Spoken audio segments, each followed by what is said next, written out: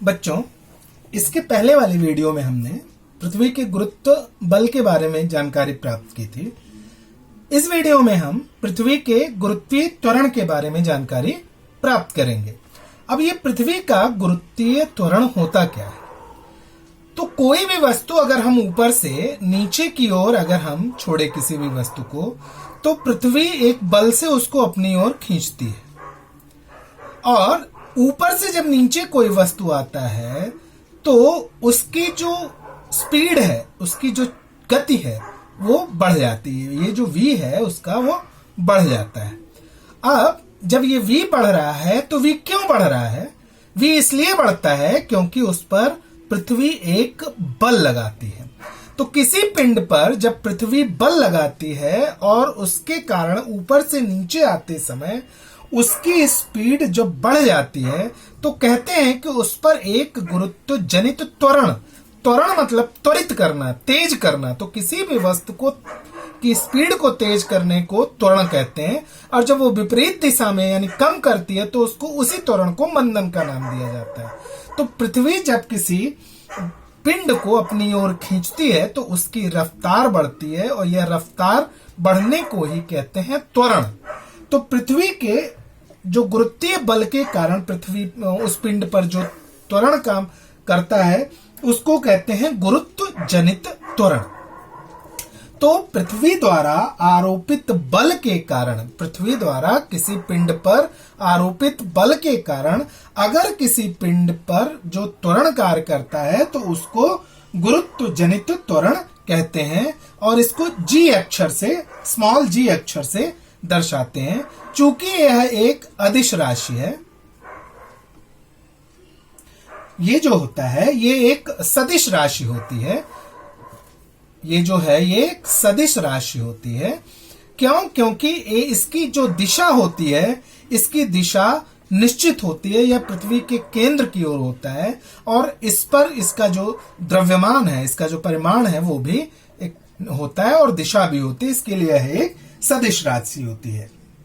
अब हम इसकी गणना करते हैं कि पृथ्वी पर g का मान कितना होता है। g का मान पृथ्वी पर कितना होता है? तो g का मान हम निकालने के लिए जो न्यूटन का जो गति विषयक नियम है, न्यूटन का जो गुरुत्वाकर्षण का नियम है, तो न्यूटन के नियम से,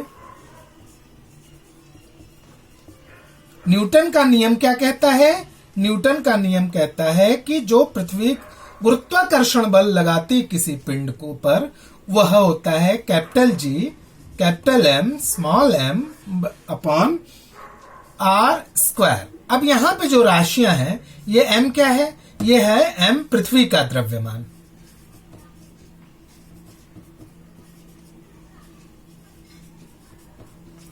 और ये स्मॉल एम क्या है? ये पिंड का द्रव्यमान है।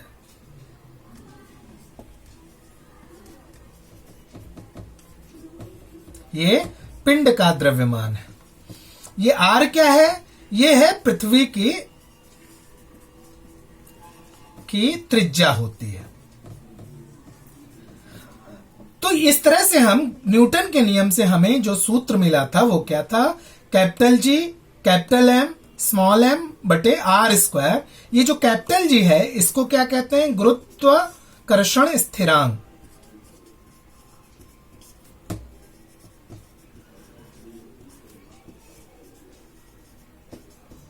इसको कहते हैं गुरुत्वाकर्षण स्थिरांक। किंतु हम ये भी जानते हैं कि जो ये बल होता है, बल बराबर द्रव्यमान गुणे गुरुत्व जनित त्वरण। द्रव्यमान को लिखते हैं m और गुरुत्व जनित त्वरण को लिखते हैं g, m इंटू जी। अब यहां पे देखिए, इस सूत्र में f है बाएं तरफ, इस सूत्र में बाएं तरफ f है। तो किसी भी सूत्र में अगर बायां पक्ष बराबर होता है तो दाहिना पक्ष भी बराबर होगा।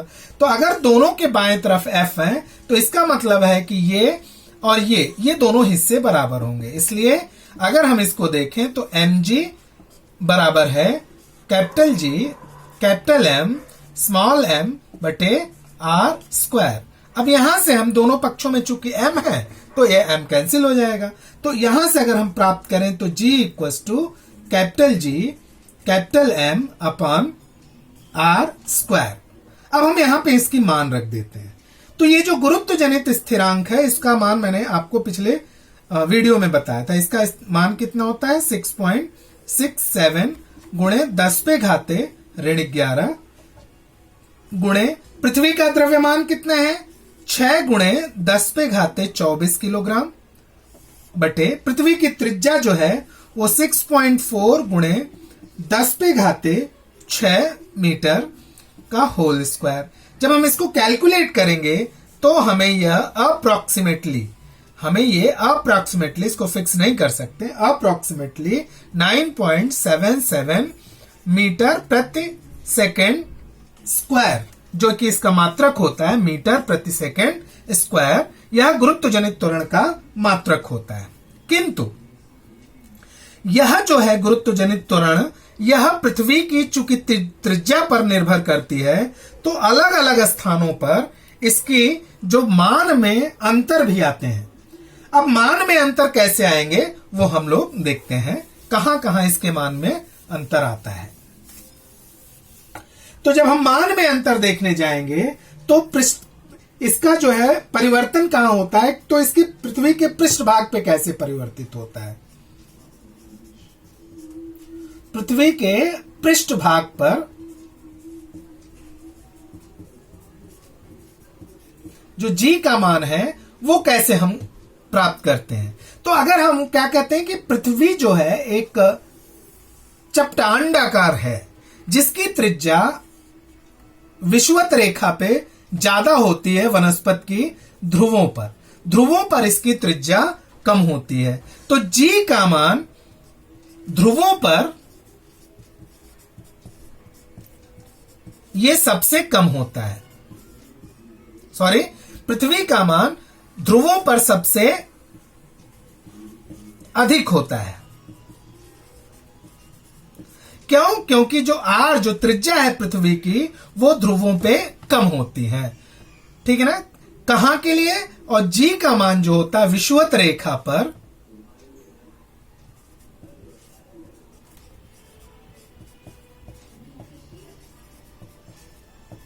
सबसे कम होता है। क्यों? क्योंकि जो R होती है वो ध्रुवों की अपेक्षा ज्यादा होती है। क्यों? अब देखिए यहां पे जो हमारा सूत्र है G का, G बराबर कैपिटल G कैपिटल M बटे R स्क्वायर। यहां पे M पृथ्वी का द्रव्यमान, ये तो निश्चित है। G गुरुत्वाकर्षण स्थिरांक है, निश्चित है। तो जो G का मान है वो पूरी तरह से किस पर निर्भर है? पृथ्वी की त्रिज्या पर निर्भर है। तो पृथ्वी की त्रिज्या जहां कम होगी वहां पे गुरुत्व जनित त्वरण वो सबसे ज्यादा होगा, और जहां पर इसकी त्रिज्या ज्यादा होगी मतलब विषुवत रेखा पर पृथ्वी की त्रिज्या अधिक होती है, तो उसका मान G का मान विषुवत रेखा पर सबसे अधिक होता है। दूसरी चीज, जब हम पृथ्वी की ऊंचाई पर जाते हैं, पृथ्वी के पृष्ठतल से ऊंचाई पर जाते हैं, तो आप ये मान लीजिए कि ये पृथ्वी है और हम इसकी ऊंचाई पे जाते हैं, तो पृथ्वी की त्रिज्या ये 6400 किलोमीटर है, 6400 किलोमीटर है। तो जैसे जैसे हम ऊंचाई बढ़ाते जाएंगे पृथ्वी के केंद्र से उस पिंड की दूरी बढ़ती जाएगी। तो जनरली 8 से 10 किलोमीटर की दूरी पर G का मान, G का जो मान होता है उसमें बिल्कुल नगण्य अंतर आता है। G के मान में बिल्कुल नगण्य माने शून्य का अंतर आता है। किंतु जैसे कि उपग्रह बहुत दूर तक जाते हैं तो उनके प्रति जो G का मान है वो जैसे जैसे पृथ्वी से दूर होते जाएंगे G का मान कम होता जाएगा, क्योंकि जो R है वो बढ़ती जाएगी। तो इस तरह से हम देखते हैं कि अलग अलग स्थानों पर जो G का मान है, हम यहां पे अगर हम देखें तो G का मान अलग अलग स्थानों पे अलग अलग आता है। कि अगर पृष्ठभाग देख लें पृथ्वी के पृष्ठभाग पर इसका मान G का वो 9.81 अप्रोक्सीमेटली हम इसको कह सकते हैं, लगभग 9.81। माउंट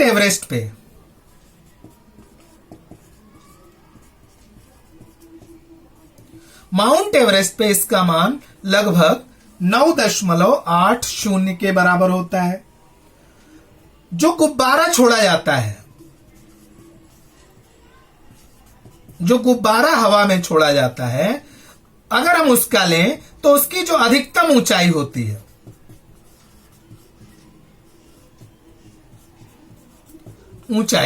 उसकी अधिकतम ऊंचाई पे उसका मान लगभग 9.77 होता है। अंतरिक्ष यान की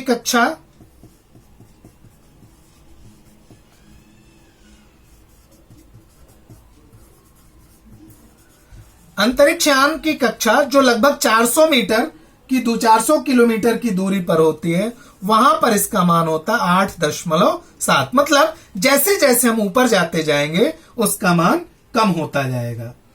तो इस तरह से देखते हैं कि जो जी का मान है वो ऊंचाई के अनुसार घटता चला जाता है, पृथ्वी तल से ऊंचाई के अनुसार घटता चला जाता है। अब हम देखते हैं, अगर हम पृथ्वी की गहराइयों में जाते हैं, अगर हम पृथ्वी की गहराई में जाएंगे तो जैसे जैसे पृथ्वी की गहराई में जाएंगे उसकी जो आर होती है, जो त्रिज्या होती है, वो कम होती जाती है। तब अब बच्चों आपको ये लगेगा कि भाई जी त्रिज्या कम हो रही है तो जी का मान जो है वो बढ़ेगा, किंतु ऐसा नहीं होता है, क्योंकि जैसे जैसे कोई पिंड पृथ्वी के अंदर गहराई में जाता है तो वैसे वैसे वो उसका द्रव्यमान जो होता है वो कम होता जाता है, उसका एरिया कम होता जाता है। तो आर तो कम हो रहा है किंतु एम का मान भी कम हो रहा है।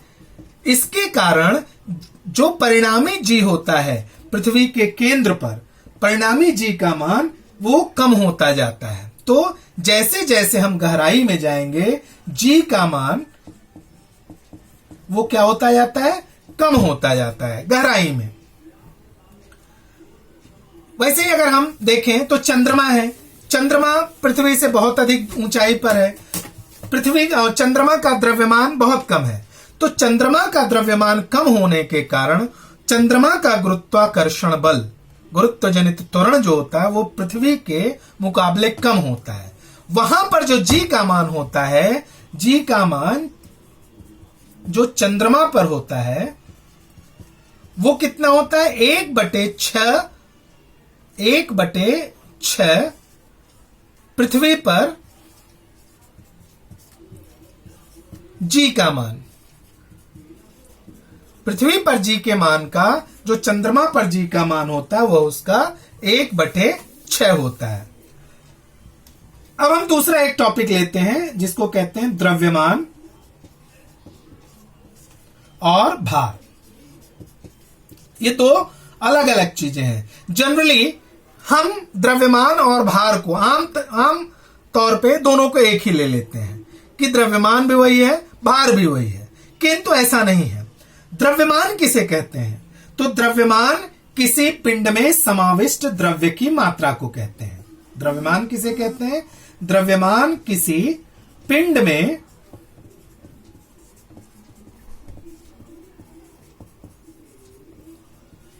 समाविष्ट द्रव्य की मात्रा होती है। द्रव्यमान किसी पिंड में समाविष्ट द्रव्य की मात्रा होती है। और ये जो द्रव्यमान है इसको एम अक्षर से हम लिखते हैं, और ये कहीं भी किसी भी ग्रह पे, किसी भी स्थान पे जाने पर ये बदलता नहीं है। द्रव्यमान किसी भी पिंड, किसी भी जो होता है, किसी भी पिंड का द्रव्यमान किसी भी ग्रह पे या पृथ्वी पर किसी भी जगह ये बिल्कुल बदलता नहीं है, इसका मात्रा निश्चित होता है। तो मतलब किसी पिंड की जो जड़त्व की जितनी शक्ति होती है उतना ही उसका द्रव्यमान होगा। कोई पिंड जितना अधिक जड़त्व वाला होगा द्रव्यमान उतना अधिक होगा, उसमें जड़त्व की मात्रा जितनी कम होगी द्रव्यमान उतना ही कम होगा। अब हम भार में आते हैं। भार किसे कहते हैं, तो भार है कि किसी पिंड को पृथ्वी जिस गुरुत्वाकर्षण बल से आकर्षित करती है उसे ही पिंड का भार कहते हैं। तो पृथ्वी पिंड को जिस गुरुत्वीय बल से आकर्षित करती है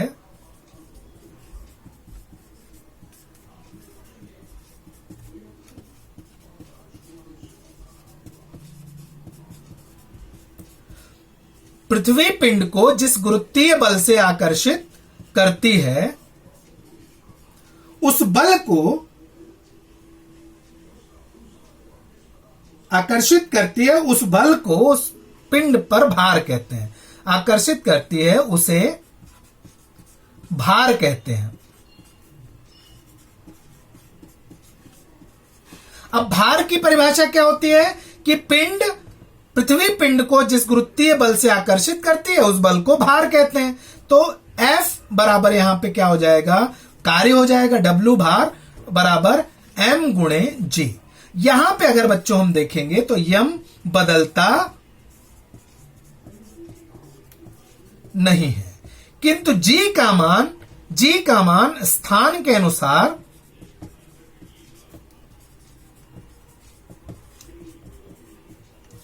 बदलता रहता है। G का मान जो है वो स्थान के अनुसार बदलता रहता है, अतः किसी भी पिंड का मान वो अलग अलग स्थानों पर अलग अलग होता है। किसी भी पिंड का भार अलग अलग स्थानों पे अलग अलग होता है। वही हमारा अगर भार पृथ्वी पर 60 न्यूटन है, अगर हमारा भार पृथ्वी पर 60 न्यूटन है तो हमारा भार चंद्रमा पे 1/6 गुणे 60 मतलब 10 न्यूटन ही रह जाएगा। किंतु अगर हमारा द्रव्यमान पृथ्वी पर 75 किलोग्राम है तो चंद्रमा पर भी हमारा द्रव्यमान वो 75 किलोग्राम ही होगा। किंतु भार के मामले में यदि पृथ्वी पर हम 60 न्यूटन के हैं भार हमारा, तो चंद्रमा पर इसका भार जो है वो 10 न्यूटन हो जाएगा, मतलब 1/6 गुना हो जाएगा।